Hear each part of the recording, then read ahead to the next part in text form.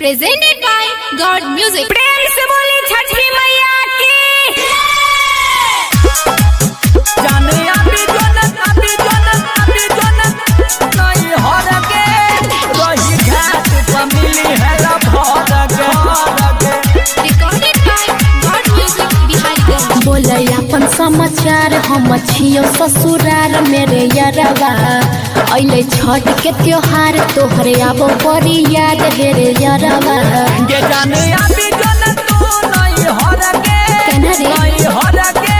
अरे हमरे डर लागे छे। के जाने अभी जोनत नहीं हर के अच्छा। रही घाट पर मिली है भर के।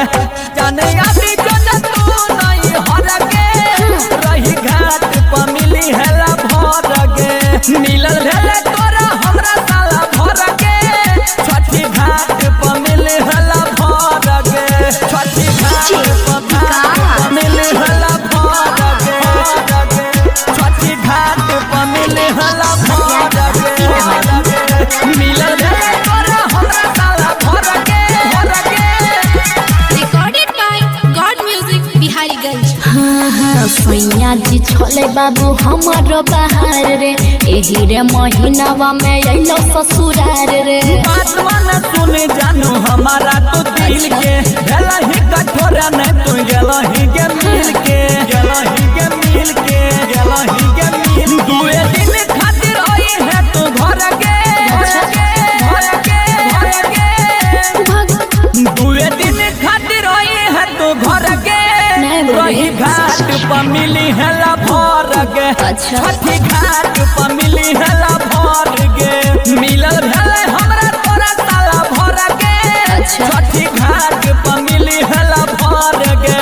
छठी घाट पर मिली है भर के। छठी घाट पर मिली है भर के। छठी घाट पर मिली है भर के। मिलल भेले तोरा हमरा साला भर के। Recorded by God Music Biharigunj. हाँ हाँ लगे छो न मिले है तो तोरा से रे या पति बबलू राइटर पिया छैरे बड़ी सोनकी। आइब जइहे सोना न तू सोची बिचारी। कहे चला भरा तोहर जूनियर के साथी। जूनियर के साथी। जूनियर के साथी। ये जान पहिले से इतना न डर के। अच्छा ये जान पहिले से इतना न डर के। रही घाट पर मिली है भर के। छठी घाट पर मिली है भर के। मिलल भेले हमरा तोरा साला भर के। अच्छा। छठी घाट पर मिली है भर के। रही घाट पर मिली है भर के। बाबू अरे हमरे डर लागे छे। Recorded by God Music Biharigunj.